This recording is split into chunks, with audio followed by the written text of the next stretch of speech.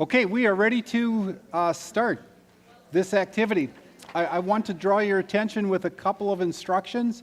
First, hopefully you brought along the pink sheet, which is activity 5, and Steve and I were having a quick conversation. We know you may have jotted notes on the front, so what we'd like you to do is turn it over and jot notes on the back, because I want you to look around and see everyone in the room. Or in the sanctuary, I should have said. I usually am not in sanctuaries, I'm usually in rooms. Did you catch everyone's eye? You have seen a sanctuary full of visionaries. You may have never been called a visionary before, but you have that power within you.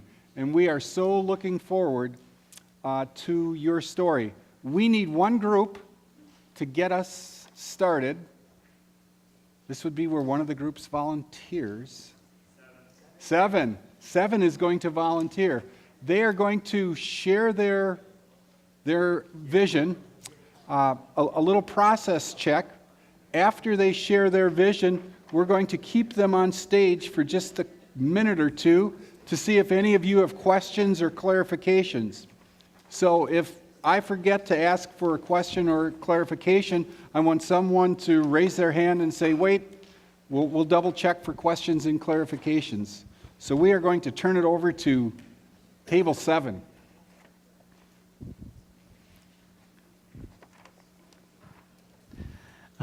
First of all, we need to thank Neil for his wonderful artistic ability. We kind of wanted to focus the conversation at our table on kind of like recycling and using the resources that we already have. So first of all, we have recruiting and visibility up here, and then under there we have high schools and just in the wells. And so what we talked about a lot is we definitely want to reach out and try to always get new people, but a lot of most of the students that are involved in everything and stuff, they're students that went to Wells high schools and were already in the Wells system. And so how can I know we already do a lot of recruiting and stuff at high schools, but we think bolstering that, making ourselves more visible to high schoolers, getting kids that are already in the system and helping them see the chapel before they get here is going to be a great way to up our numbers. I think there wasn't a lot of, none of us really talked about how we're not pleased with the well-oiled machine that the chapel is. I think we do a lot of things correctly here. And so how do we get our numbers up? And we talked recruiting a lot. I know when I went to Michigan Lutheran Seminary, we took a trip when we're sophomores. We go all the way to MLC. And on the way to MLC, we would stop somewhere for 2 nights and stay at just some grade school who let us unroll sleeping bags in their gym. So that's Michigan Lutheran Seminary all the way from Michigan. I assume that most area high schools also make trips to MLC at some point. And just the way the highway works, most people have to go through Madison to get to MLC. So we can be inviting high school, the area Lutheran high schoolers here, feed them while they're here, make this place really visible to the area Lutheran high schoolers. We think that getting the chapel in their head before they get here would be a good way to get them here when they're here. Because we think that there's a lot of area Lutheran high schoolers that are out there, but they just don't come here. And so how can we get it in their head to make this one of their first stops when they get here? So that was a big point of ours. Next one, we talk about fostering the relationships of the students that we already have here. So we have a picture here with some balls on it. We got a volleyball, football, baseball, basketball. We don't have a chapel intramural basketball team, intramural soccer team, but we have basketball players and soccer players and stuff that we would like to get involved with that. So, and then we have the summer softball league. It happens, but I don't think it's really hyped up very much. So we can do a lot of things like that too. I think the area Lutheran churches have a basketball league maybe. So not just the intramural league, but maybe sports activities with other area churches. Fostering relationships between members and students. That's kind of what this event is doing today and yesterday, which is great, but I think in general, a lot of the members don't know a lot of the students and vice versa. And so just from a fellowship standpoint, we want to make that better. But also from a networking standpoint, a lot of our members are out doing engineering things, doing things in the medical field. And how can we bolster that relationship in between the students who are going into engineering with the engineers that go here? Stuff like that. Later we have, what is this? Oh yeah, fostering our relationships with area churches again. So we do some stuff with St. Andrews. Pastor Hunter comes here and Pastor Kelly, right? They are on our Lent and Advent rotations, but I think we can do more.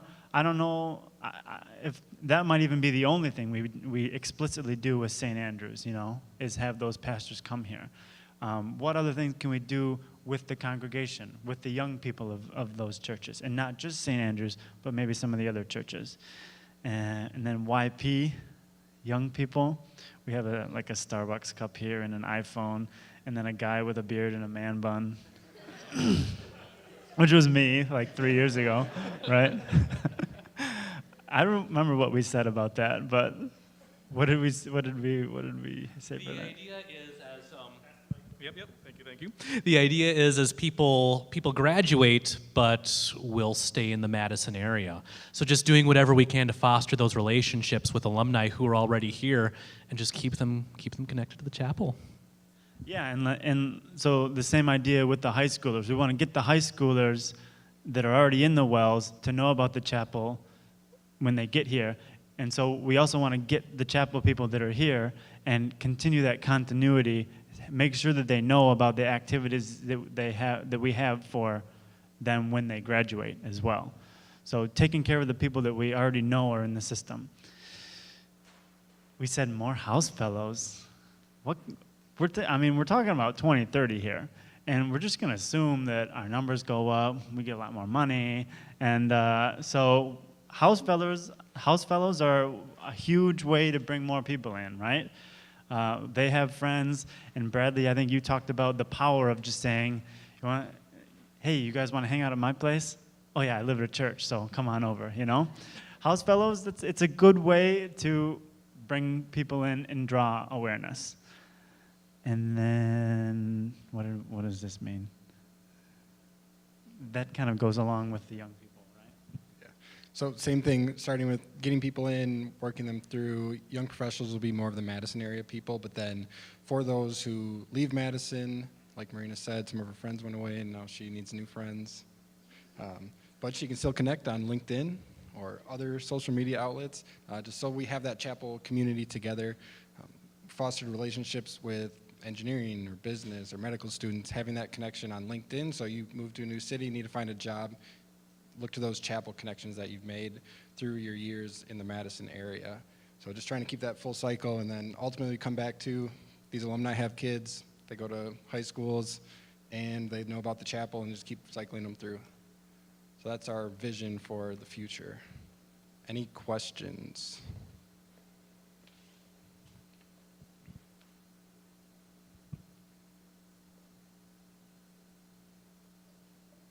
Let's give an appreciation to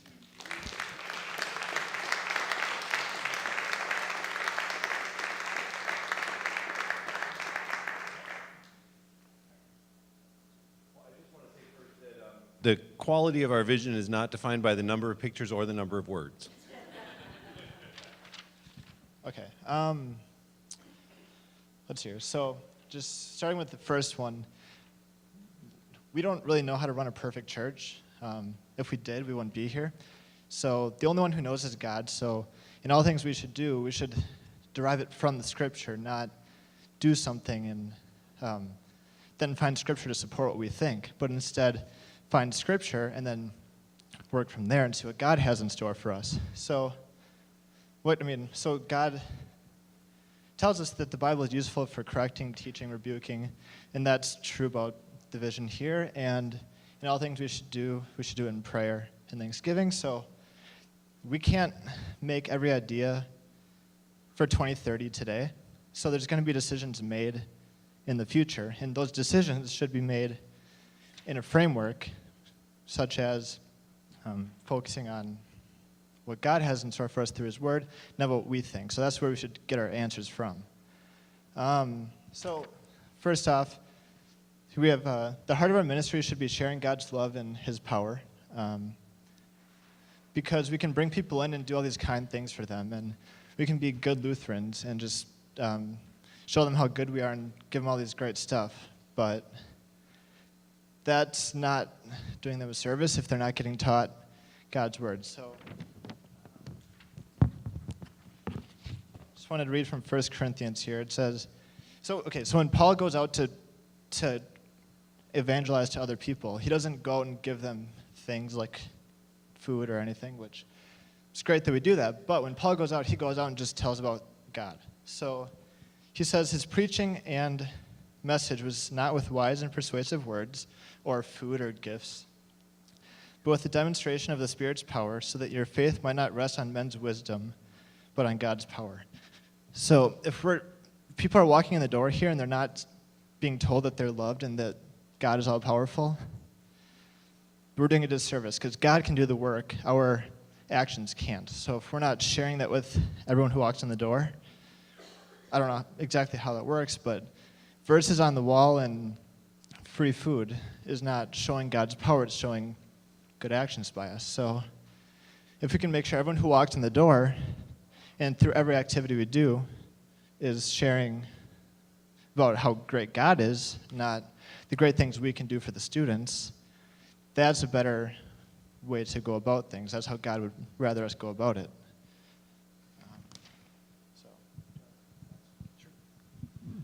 Our next vision is that for the chapel to be well known on campus, and that when there's an event, when there's something happening, and someone says, "Oh, where's that happening?" "Oh, it's at the chapel." And regardless of who or where within the campus community you are, that they just know what that means, the chapel. It's not like, "Oh, chapel, what chapel?" So the idea is that to be well known and just built into the culture of the campus. And we talked about having there be a more direct plan for spiritual growth, having a specific curriculum for, hey, I'm inviting my friend to go to church. They start out with set free, but then where do we lead them to next?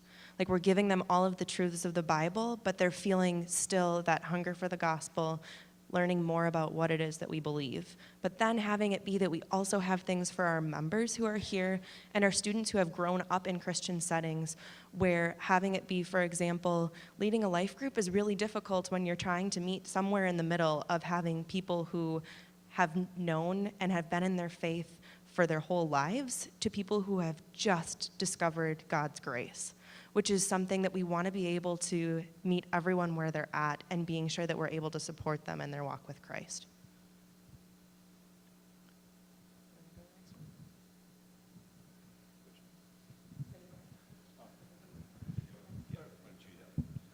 Okay, outreach. We want to make sure that we're doing synod-wide outreach. So having it be that all of our students, it's already in their minds of having it be that campus ministry is something that we do.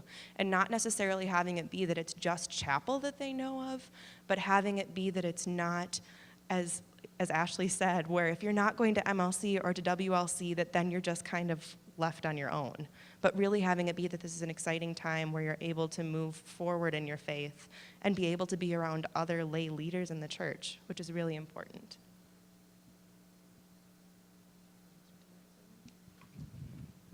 And our last bullet point is one that we think are important questions to explore, and we did not have answers to, but it came down to three main points within that: facilities, staffing, and funding. And what will the facility needs be in 2030, and what do we need to be doing now to prepare for that? What's the ideal staff structure? What positions do we need to serve the spiritual needs of all of our community, whether it's our congregational members or our students? but also to manage all the temporal affairs that go into managing a facility and technology as we use. And of course, then funding to support all those things and to support the vision and mission are an important piece as well. Yeah, I was going to say something else. I kind of can't remember what they said about this, but we are our mission is to make Jesus Christ known on campus, and great mission. Did you talk about this? But we also have members, and I know in the past there's been a large focus on just reaching the students and not the congregation here. And when adults come here, they know that they are here to help the kids, and that's a noble task. But adults need growing too. They need to be built up also.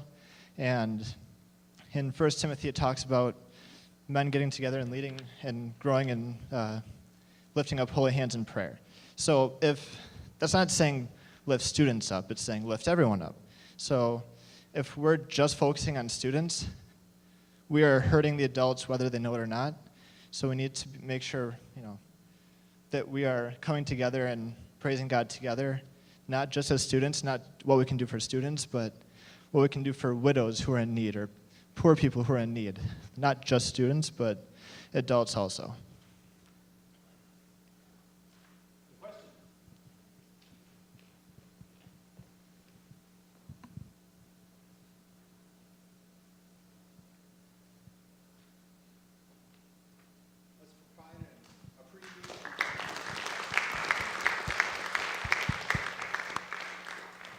As the next group comes up, we will pick two more groups. So, who wants?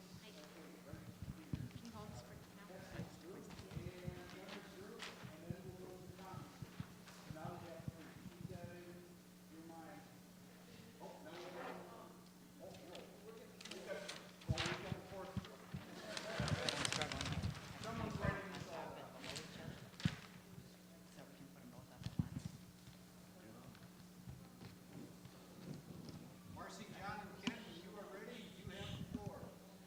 Okay. And in our group, we had a conversation about what is the flow. So we didn't want to look at like this specific spot in time, but we wanted to say what is the overall experience. When we listened to the students this morning, and they were from different places or were in different spots in their lives, what happened to them then? So this is not as complicated as it looks. But we said that the chapel in 2030, there is a clear path of faith, engagement and fellowship, activities and service, and experiences to learn and grow with. So these things, there's a clear path for how these things happen. And then we heard this morning that there's a real big difference between Wells High School people and public high school people and their experiences. And that there's also a difference between them and UW and Edgewood and MATC or other college students that aren't coming from either of these, but they're already down here in school. And then we have downtown young adults. They're coming from a different place. And then we have our internationals. So all of them filter into being active in the chapel. And what does this look like? What happens in these arrows? Then when they're active at chapel, then we said, then they become post-grads, and we had quite a conversation about the word alumni, but they're chapel alumni, and they're in the workforce in Madison, or they're post-grad chapel alumni, and they're outside of Madison, or they're young adults. And we kind of ask what happens, what's the next steps with them? And we also said if they're single or married, it's different. And then we also said they might experience chapel online, other congregations, they're regular worshipers here at chapel, or they're members at chapel. So this was just our way of asking ourselves, what does this look like from beginning to end? What is the experience? What things should happen? And I cornered Steve, and Brian, and I just said, are we supposed to find the how? And so he said, not yet. So we really kind of said, what do we need? We know that we want these things to happen in a continuum, and we have to think about the whole thing. So we did spend a little bit of time just saying, how does this happen? And we started by saying who. So we still didn't really get to how, Steve and Brian. We kind of said who. And we kind of felt that the staff and the alumni really handle the Wells High School. Kim, you and Pastor Billets. And the public school alumni really are the ones that need to return to their high schools and help be our voices there. Because some of the students talked about people I knew from high school told me about it, so that person. Then we talked about current students at Chapel are really the ones that get the current students involved here. You know, it's not the same people, and it's not all the staff. I guess that was the point we were trying to get to. And we weren't entirely sure who does this whole downtown youth adult kinds of things. I think you mentioned the company. Epic, thank you. All of the Epic young people that are down here. So we kind of came up with Chapel-led young adults kind of deal with that young adults thing. Then we said that Chapel volunteers, Chapel staff, and other Wells volunteers really work with the internationals, because that seems to be something that has a broad base. And then we said, what are they going to do? And the number one thing that we heard is they're building relationships. So it's all about how do we build relationships. And we put down here just a few things that they have to be in person, they have to be electronic. So you'll hear that it's kind of a lot of different things. They have to be intergenerational. John mentioned that. They have to, they can be music, sports, etc. I can't read that one. And they can be around investing. They can be around making the chapel better in all kinds of ways. And then their personal invitations. So you can, we just heard that there's nothing more powerful than somebody saying, join me. You know, join me at Vespers, join me at chapel, join me to study. And then Bible studies of all types. Ken was mentioning that, you know, we're not trying to say this is the way you do a Bible study, but that it's a really broad thing. Meeting people where they are at, and that was on campus a lot more. Now it's getting really low here. Leadership opportunities at the chapel, and then volunteer-led and staff-supported focus. Transparency in all areas, open communications. And then we kind of, along the bottom here, we have effective and, plentiful. Effective and plentiful communications. That all of this stuff only works if we're really communicating like crazy. And then the bottom message of all is all of this is to the glory of God.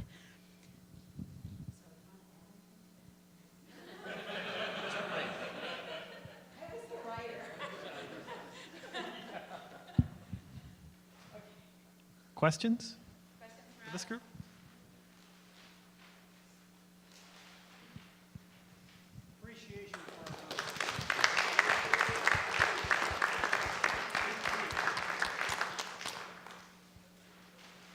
Okay, next group is on their way up.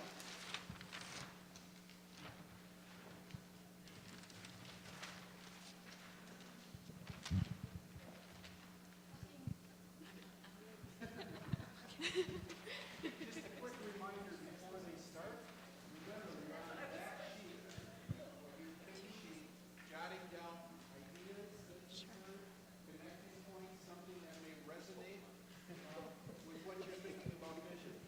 Ashley, you have All right, so we started out with just physical things we talked about at chapel.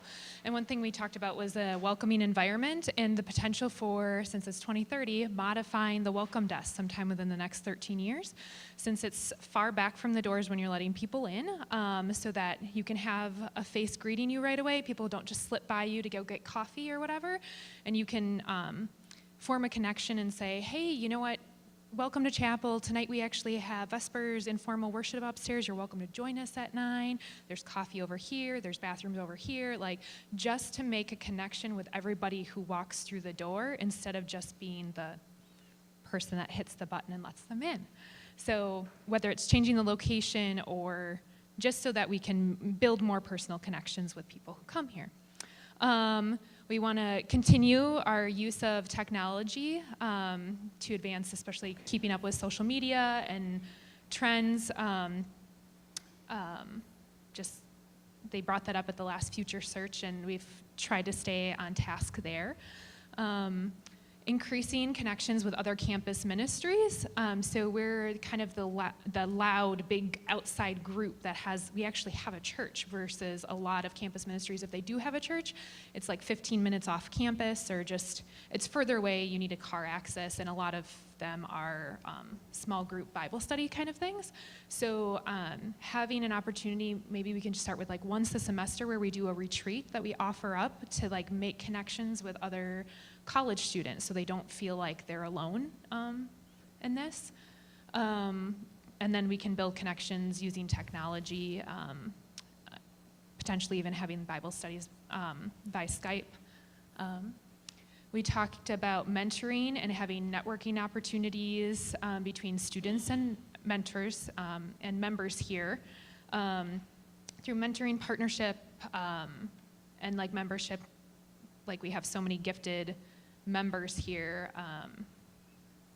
who can just talk about like what they majored in, what their jobs are like now, and just provide like guidance and potential for internships, or even just seeing like, wow, I was going to major in fill in blank, and that sounds terrible now when you explain it this way. Maybe I should look at something else instead of paying, $30,000 and then finding out that's not what you want to do in life or whatever, or, those kind of relationships.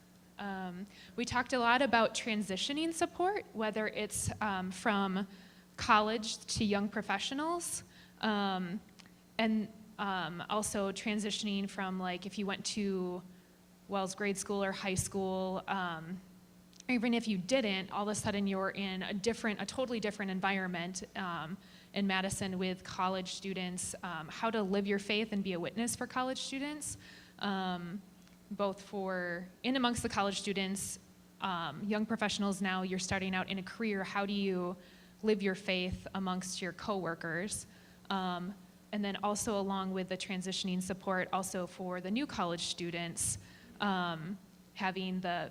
going back to kind of like the mentor-mentee program, but also getting buy-in from students like at Wells High Schools, reaching out to them and finding out, okay, like if there are 5 of you coming from FVL, is there someone who is willing to be a point person saying like that, like you talk to all of them about chapel, but there's somebody in there that's willing to be a point person that you say like, yeah, I'm definitely going to come to the welcome event and I'm going to text all the other people from my high school coming so that we all know each other and can come together.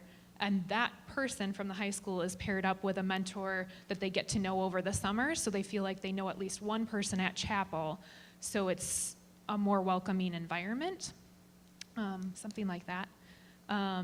Spreading awareness of the campus ministry, and one of the ways we talked about that was reaching out to pastors and teachers in the Wells. If you went to a public high school, you don't have like Kim and Pastor Billets coming to your high school and talking to you about campus ministry, so you're pretty reliant just on your own pastor to talk to you about it. So we talked about maybe invading like one of the Wells like pastor-teacher conferences and having a group of students that are willing to set up like a presentation to talk to them about what campus ministry is like and to get them excited about it and to open their eyes how necessary it is for those pastors and teachers to go out and talk to their high school students about, hey, you're going to Madison, there's a great opportunity for you there, or hey, you're going to Stevens Point or you're going to Platteville. What do you know about campus ministry? What do you know, what comes after high school? So how can you continue to grow in your faith? So we thought that would be a good way to start exposing people who have traditionally, like pastors, been through like the whole Wells system and don't know much about us, about those kind of things. Dwayne pointed out that we can add 2 more levels to the building. So, things get fun there. What are we going to put in? I heard rumors of a swimming pool. So we talked about, like, what if we could do anything, what would we want? You know, like, and it's like, holy cow, like, this place is amazing. Like, I was here for like a month when the old building was still here, and then we were in Samba for a while, you know, and we had like nothing. So this is pretty amazing, but we talked about, like, would we have like a rooftop garden, you know, like where we could have the students that are around for the summer could garden together and like then do cooking classes, or, you know, would we have like some kind of a gymnasium, or, you know, just thinking about potential for those kind of things. And then offering like life skills classes to both young professionals and students here, like how to cook, personal finance, things like that, because when you're here, you're so into your just one major that you graduate and then you're like, oh, how do I take care of all the rest of this being a human being? Like, you know, with apartment rent and, you know, relocation, just other life skills that you really haven't had to focus on before. So we talked about being more visible on campus. And then how can we go back to being more involved with our international students and ESL, because that seems to be kind of lagging in recent years. So anybody else?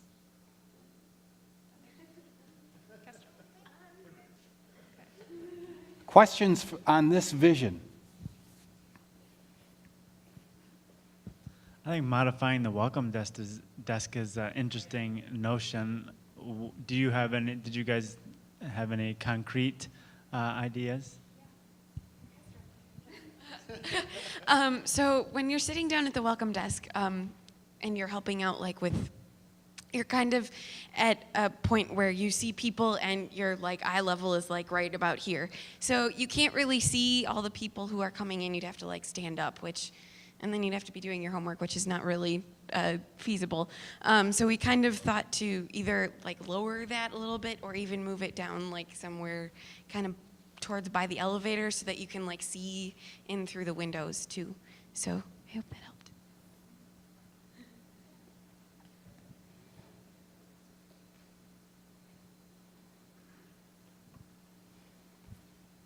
Great. Appreciation for this group.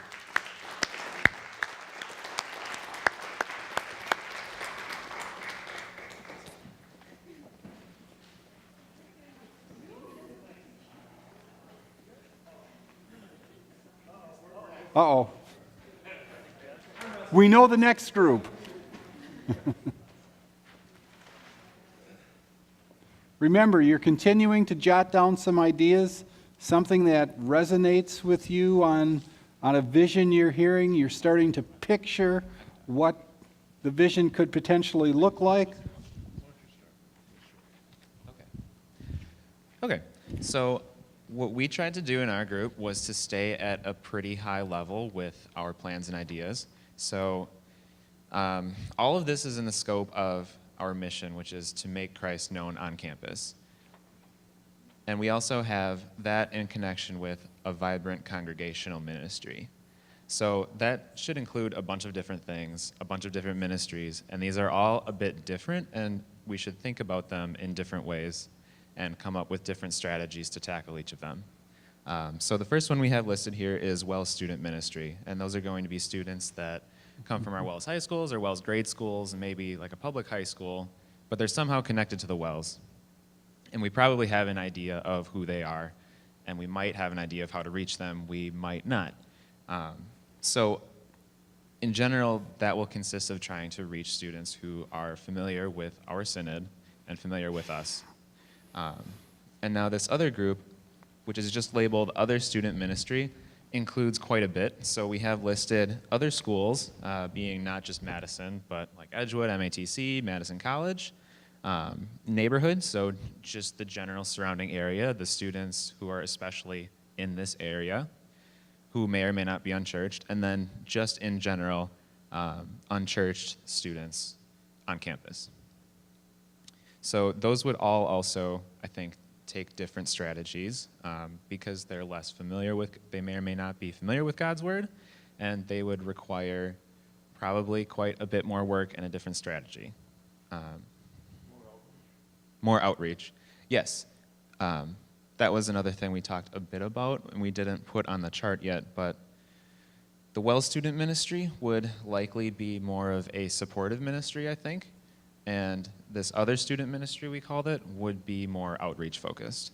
So that's a major point of difference between the two. And then the next group we have is the International Student Ministry, which would be, I think, largely outreach oriented, which has been stronger and weaker in recent years, and that's something that I think throughout yesterday and today we've decided that it sounds like we want to do a lot more with and make it stronger. And then the last group we have there is family, children, and young professionals. So young professionals are probably quite a bit different than family and children, but those are just other general congregational groups that we don't need to necessarily be catering outreach to, but we do want to support. That's us. It's all of us right now.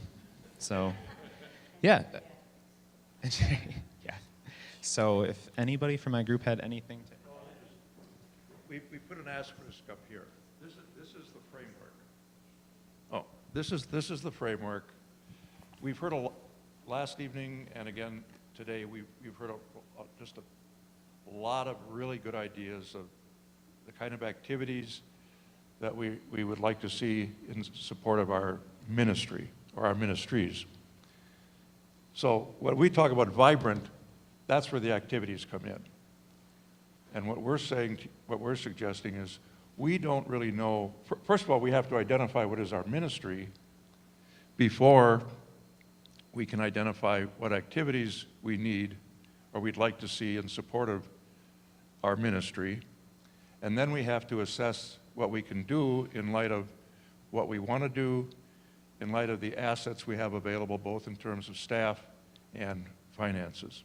So the vibrancy, that's where the activities come in. Relevant activities to be determined as events evolve. That's our thinking. So the skeleton, the framework, the structure, the activities then will follow. Did anybody have any questions?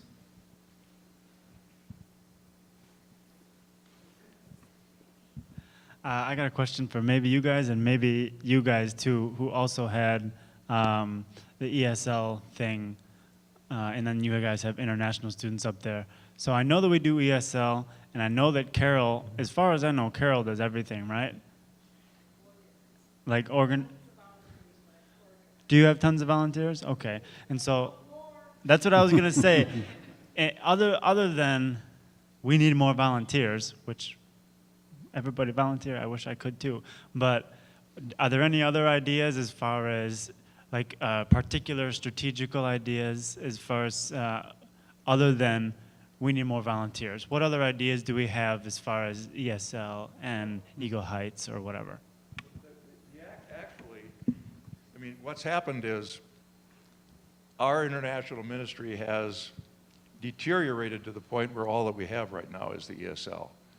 The reality is, years ago, quite a few years ago, even before this building was built, our international ministry started out with a special ministry to the Chinese people in the building. I mean, we had sermons, we had services for international students before we even began the ESL. The ESL actually might have, we first went into Eagle Heights with our summer school program.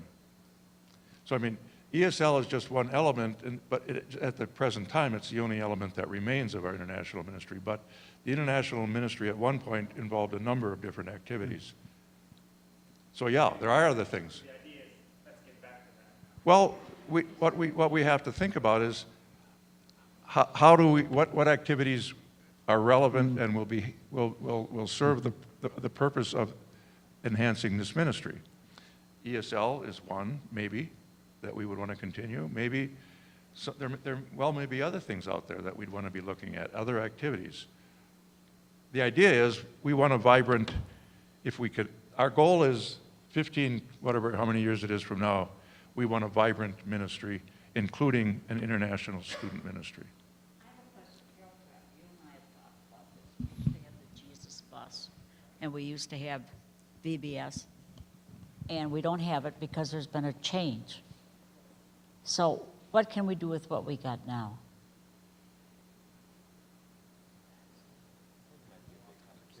Is that another conversation?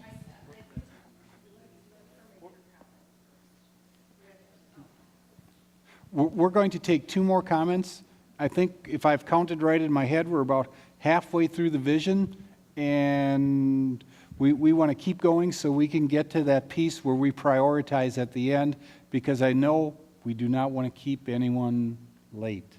We want to end close to on time. So 2 quick comments. I was just going to say, from what I understand, our relationship with the international students has changed drastically over the years, because they used to come and stay for years at a time, and we could plan for them being here maybe for their entire PhD program or something like that, like for 3 to 5 or more years. And that gives you time to get those extroverted people here interested, who can pull their friends in from behind, create relationships, and then when there's turnover, it's very gradual, and they're bringing new people in. Now they're only here for a year at a time. So now we have to refocus our efforts and find out what could be captivating, what could be engaging for those people who are here for a short period of time, so they don't see us coming after them as trying to be soul snatchers, that just want them for numbers, versus caring about their physical being, their spiritual well-being, seeing that as people that we want to have a relationship with, versus getting numbers for Jesus, We're off to Mary Lee. Are we getting off task? The idea was this is our vision. And according to this, what we are talking about, we have done all the things that is necessary to make these things in place. So we're really not problem solving what we have up there right now. The only thing I'd like to add, not to ignore Lois's question, but if you are interested in making more international ministry happen, step forward and talk to staff about it. I am particularly interested in hearing what you have to say with your ideas. I can only do so much. At various times I've done, 40 to 80 hours a week trying to keep things happening as staff have left. And I love the international ESL ministry, but I'm not interested in doing the children part. If you are, step forward and do it. It's different than it used to be for reasons I can explain at another time. One of the things I hear through this whole thing is ownership. We've got great ideas. We can really go out and spread the word, but we got to take ownership. And which part do we want? Do I want to be in the kitchen? I don't, but I want to do this. So anyway, I think each one of us needs to do something, instead of just talking about it, thinking how we can implement it. And the other one, every one of us here has a wonderful personality. I love you all. And that needs to go out to them. When you sit at the desk, you need to say hi to people.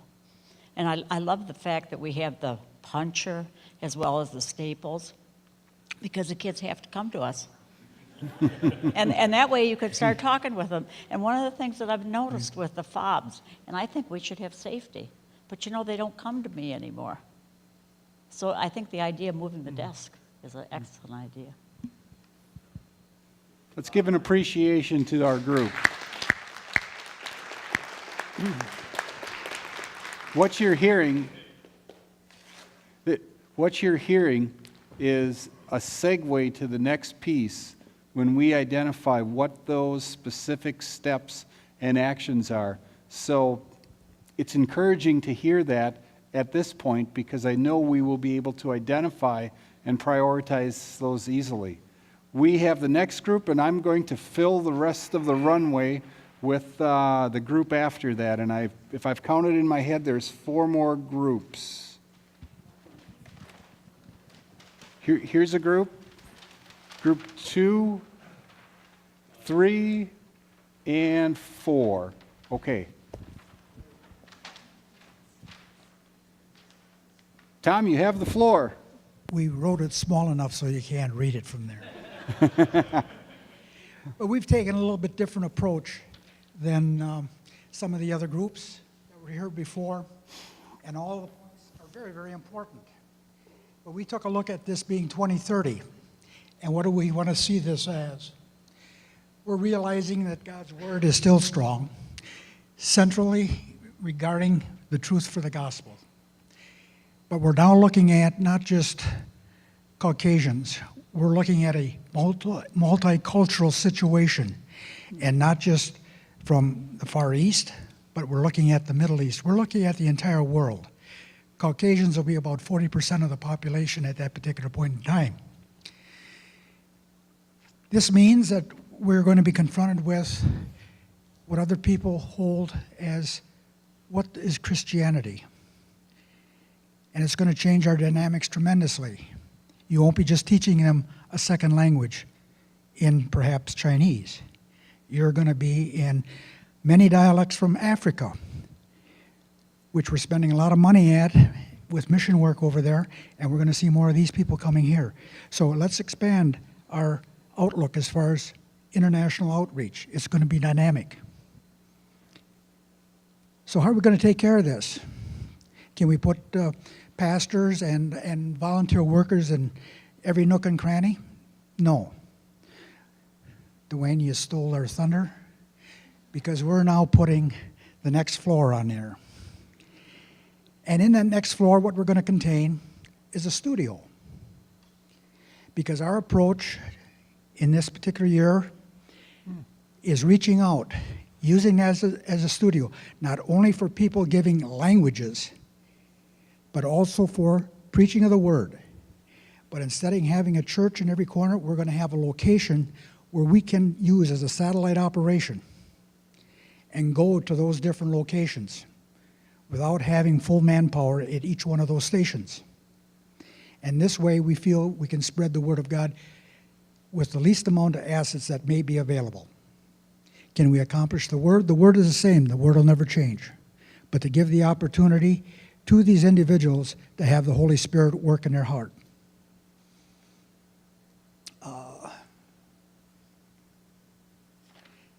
Along with it doesn't mean that we do not need volunteers. It doesn't mean that we don't need pastors and other teachers with particular skills. We still do. But if we're going to reach more people, we're going to probably do it with less assets, and that also means people.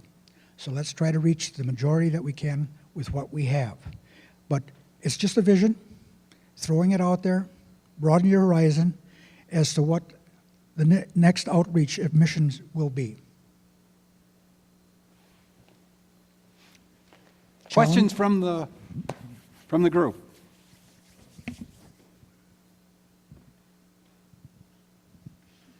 We have the official questioner. Thank you, Andrew. We talked about this before. Yeah. We talked a little bit about a satellite, so somewhere that's not at the chapel, right? What would be what's your vision for having another satellite area? It can be done any place. It doesn't have. That's okay, Steve. It doesn't have to be. It doesn't have to be done at chapel. It could be done at another location. But, you know, every time I hear this, we're talking about wells. And recall the slogan that we had some years ago, come to the wells. So therefore, we don't have any outreach program. And so here again, we're going out to these people, not asking them to come to this building physically. What is this going to look like in 2030? We're going to be much more denser in population. This place probably won't even be holding church services anymore. So, yes, we have to plan on that expansion. Let's appreciate this group.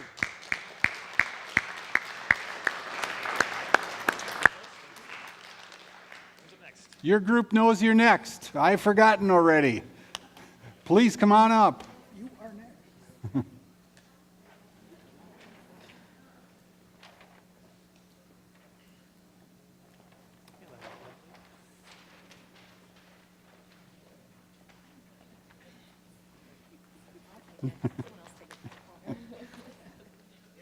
Wanted to speak in this group. It's great when you have a group like that.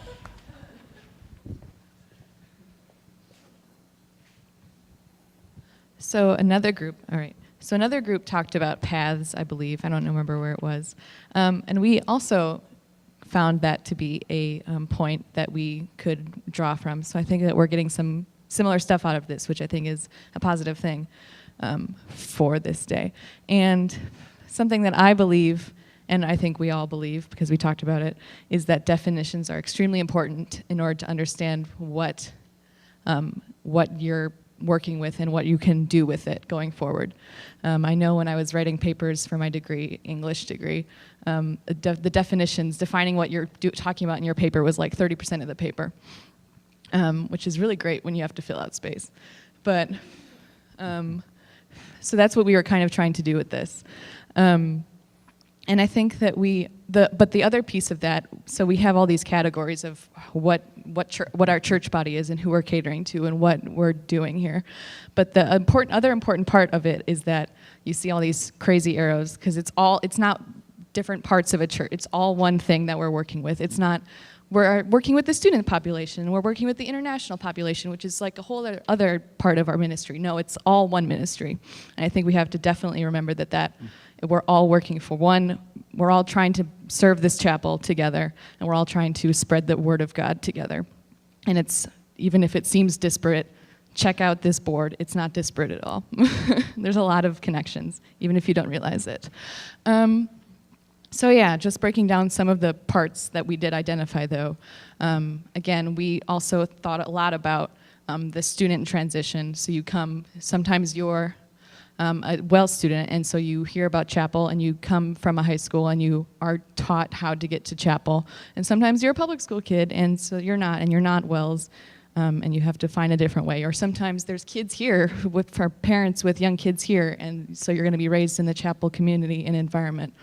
But you're all, so no matter where you are, you have to find the next path. Where is it? Yeah, it's student path, that's what it is. So you have to all get into this campus ministry section. Hello, do you have anything to say? Well, look over here. Great. And again, and then there's that transition period. So once you are a student, you are hopefully in this Utopia Chapel that we have in 2030, we are totally taught about our faith and how to grow in that faith and how to make the growth of faith become actionable ideas, become actual action.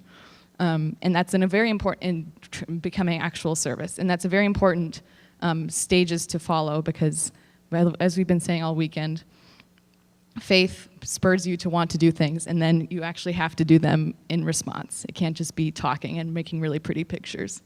And then also we have the church body section, or bodies, which is a fun way to say it. The church body section, which, again, it's over here on the board, but guess what? We're all on the board together. So even if you're an adult member and you've never gone to UW or you just got to chapel because you liked it here, you are a part of this, and you are involved with the students, and you are in the same ministry as them. And you're a staff member, but we're all working towards it. And same with the transition from student to grad, which is a very long arrow. I don't know why I put it like that on the board. But the thing that we talked a lot about is post-grad, because I was in the group, so I was influencing the conversation. The postgraduate, what can you do with what Chapel has given you? And we talked about being world ambassadors, not just for Chapel itself, but for campus ministry everywhere, and being firm in your faith in these ways. And Carol was talking about, I think I wrote it down. It was really good. Right. So like no matter where you go afterwards, no matter how big or small your congregation is, being able to tell people about campus ministry and making sure that this transition connection from here to here to here to here, that keeps happening because you did it yourself. You're the best ambassador for that kind of thing. And that's definitely, no matter what section of this you're on, you can be an ambassador. So they all have arrows to that. Wake up.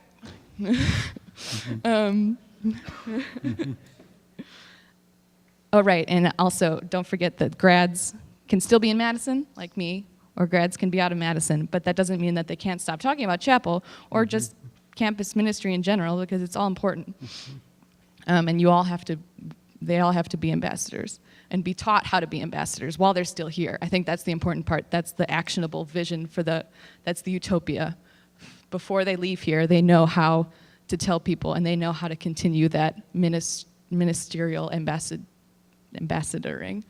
And finally, the internationals, which again, international ministry is not some other thing that the chapel does. It is the chapel too in this utopia. So they're on this board and they all have arrows going to all of the other parts, and that's not on accident, and it's not, oh, if you can maybe like do part of the international ministry, like if you have time. No, it's like this is all together. So like if we're all, I think one of the goals for Vision 2020 today was 90% or more participation from whatever people can do, and that's the kind of thing that we're looking at. So like you can, we have what various ways that that internationals are coming into us, like English tutoring at ESL, as we were saying, or just being a cultural influence. If you move to this, literally know no one in this country, and chapel can be the one place that you go that you know some people. And that's, I think, a huge part of the missions that any other person on this page can be a signal light for that international ministry. And I think that's really cool. And of course, belonging and welcoming, and we're taught, again, being taught for the future is the utopia of chapel.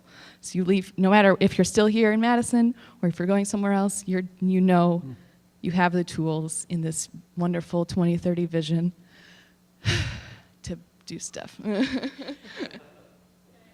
Please do. Just like a little bit. I just want to add that as in the Bible, that that they're like Gentile and the Hebrew are the same, and the reason they are the same, like in terms of, just because we are all family. It doesn't matter, like maybe we eat different food than you white people. Maybe weird stuff, even more weird, but that's fine. It just, it's just different, I guess. But we all have feeling, and we are God's children. So I mean, it doesn't matter, and also the age, it doesn't matter, the gender doesn't matter, because we still learning every day, right? So in the sense that you are God's children, and you always God's children, and you always learning. And God, even Jesus say that, call us the little ones. He call us that. And even maybe you are 90, but he gonna call you dad. So yeah, it's just we are all in this together, and we are family. And yeah, maybe it's just different. You just try hard to learn the difference in people, and then have open mind, and you'll be amazed. Yeah. We're all on the board. All connected.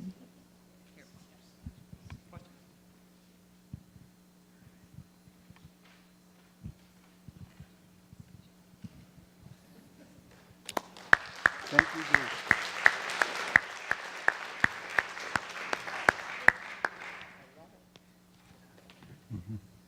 Who's up next?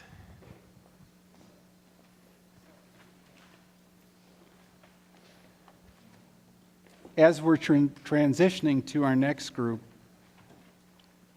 I didn't have this planned, but Mint just gave us a wonderful picture and connection on how we are all together in God's world and in God's Word. What a beautiful picture as we're casting into the vision, our vision into the future, whether it's next year, 2030, 2040, or wherever this chapel ultimately ends up. We're off to our next group. Yes. Okay, so Chapel in 2030, obviously we had a really good look into the future, got to see what this place looks like. And one of the things that really stood out to us, or maybe what we were hoping for, is the UW being known for the chapel. And you think of UW, you think of Badgers, you think of Babcock ice cream, and you think of, hey, the chapel. And the ministry, obviously, and the gospel being our focus. I think there was a group before us that said something about to God be the glory for everything, and no matter what the chapel is known for the gospel and the true word that we bring. And so being known makes God known. Next on our list, we had everyone is equipped, educated, and enthusiastic. Everyone is included and involved. We were talking about preparing students to be witnesses on campus and off campus in life as young professionals living their life. We were talking about incorporating many worship styles. That was actually a pretty good conversation at our table. Was talking about maybe including more students by, maybe a little throwback every once in a while. Occasionally a hymn for all the saints being sung on All Saints Day. Those kinds of things. Bible studies and life groups that meet people where they are in their faith. There was another group that mentioned that too. Kind of catering to different levels of people, levels of Christians. People, new to their faith, or people that, have been through this a couple times, and being able to focus on them too. This was also kind of touched on. Everyone in the building having a Christian encounter, a personal Christian encounter. They talked about moving the desk closer to the door, just making sure that the people that enter to study or just to drink the coffee have a Christian encounter with someone at the chapel, someone that can be a witness through their Christian lifestyle. And moving the desk was a pretty good idea. And then we're talking too about sending ambassadors to congregations as well. So I think Kim and Pastor Billets go visit the Lutheran high schools. What about just congregations in general to hit the public school students that you can't, go to their school? And so going to the congregations that helps, connect with the pastors, to help the pastors know about campus ministry and to encourage their students to come, but also to be kind of peers. We're all of similar ages. Telling high school students about campus ministries everywhere and to stay in the faith. I don't know if my group members have anything to add.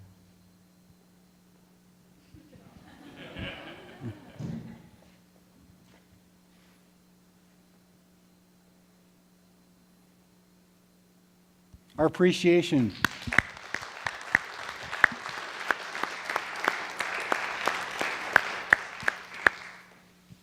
We are down to 3 groups, if I have it counted correct in my head. And I believe the group in the first row is next, and then we'll go to Andy's group, and then the group behind Andy.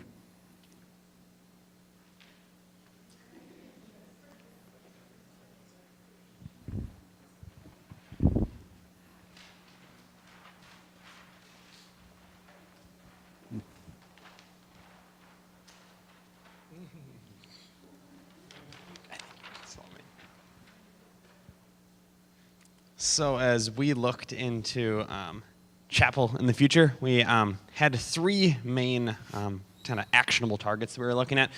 One, we wanted to look at having all of our members be active, and we thought about student member partnerships. So each student has a member who they know their name, they feel like a special connection, and all that goes into like genuine fellowship. So not just fellowship, but actually at its heart caring for the other individuals on a deeper level than maybe just on the surface.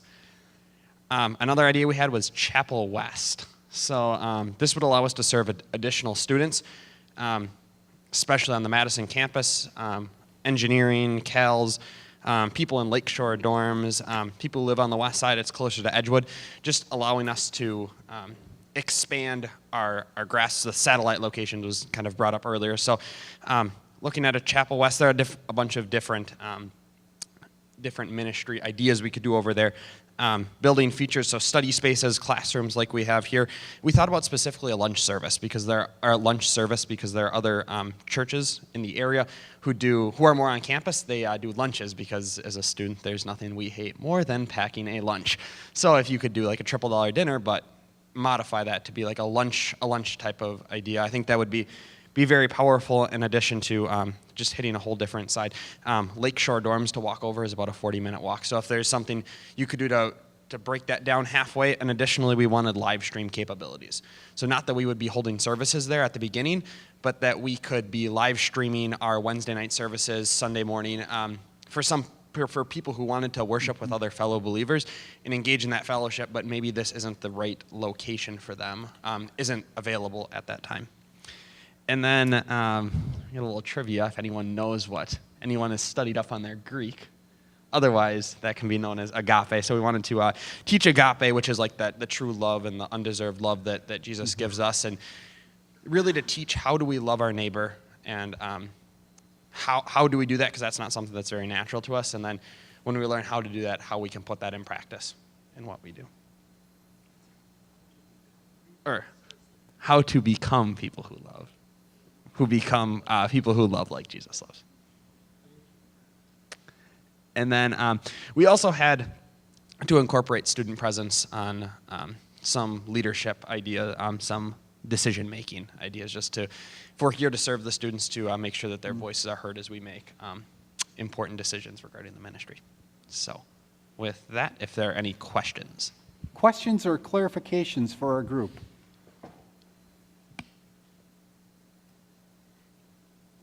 Okay, let's appreciate them.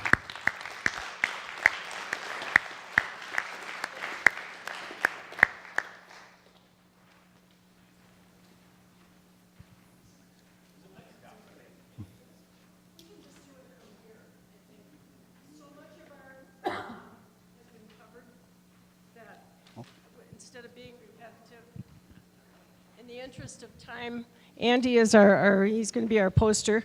But everything we have has been covered, so I'm not going to repeat it all. I think one of the biggest things one of the things we talked about was we now have live stream. It'll be amazing how that can be perfected and what will be out there in 2030. And so we have that, and we can get our services out worldwide, hopefully, and impeccable.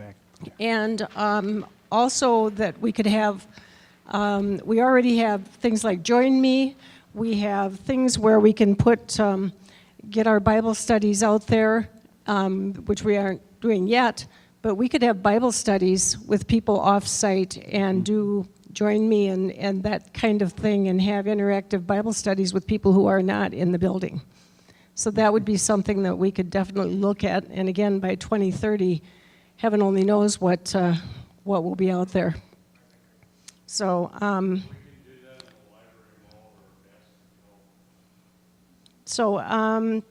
and then we talked about very strong congregational involvement with decision making. I think Bradley's idea, your idea about having student involvement in decision making also is another good idea. And everything else we had has already been said. John has something. I think by 2030, the live stream will be like a hologram, like a like out of a droid or something. Yeah. Any questions or clarifications for our group?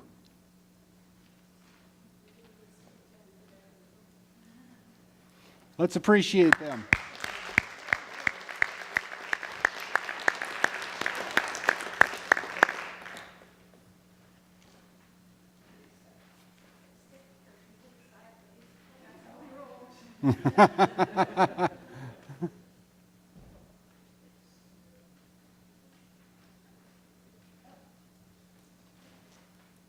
You anticipated the clip. Outstanding. Whoa. This is an out-of-the-box thinking group. All right, and again, I think some of our themes we've heard already. What we had talked about, we called it a chapel transitions, no talents left behind, really focusing on ways that all of us can serve.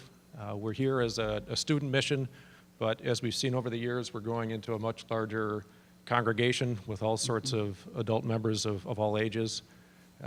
So want to look at ways to make sure that all of us can use our talents to serve the students here, serve the Lord, and what we can do to offer.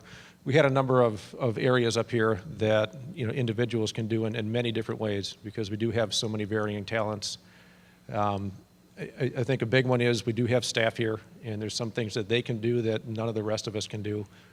Certainly the preaching of the Word, and we want to make sure that the rest of us can help and help serve the students in the ways that each of us can do to allow the staff to do things that they're uniquely gifted to do.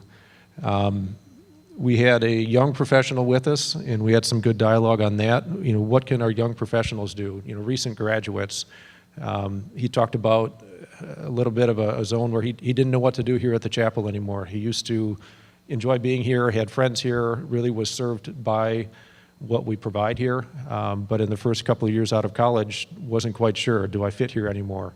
So I think there's a unique area there to get our recent graduates engaged in certain ways, that they can still connect with the students because they are so close to that.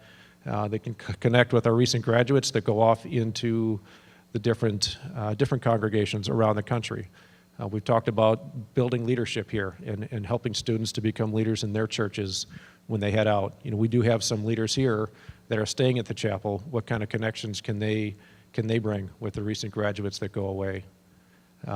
There's many others of us that are ex-young professionals and ex-young families, so we all have different things we can add at the different stages in our lives, from mentoring and just in serving, teaching, life groups, Bible study, all of those sorts of things, but to find a way for all of us to be more engaged in that level of serving here at the chapel.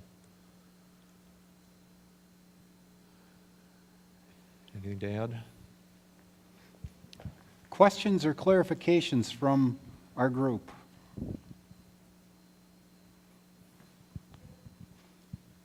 Can I hear what some of those things are, Wendy? Don't take it down yet. I'm donating computer equipment. I'm an international conversation partner. I'm playing in the chapel band. I'm making a virtual reality Bible study. I'm dusting church pews. I'm writing daily devotions. I'm teaching a CPR class. I'm financially sponsoring an event. I'm folding bulletins. I'm volunteering for IVBS. I'm creating podcasts. I'm teaching students to bake. I'm singing in the choir. I'm speaking to a student group in Platteville. I'm a video pen pal with someone in China. I'm leading a Bible study. I'm starting a chapel book club. I'm mentoring a fellow engineer. I'm raising money for Cross Culture. I'm designing chapel posters.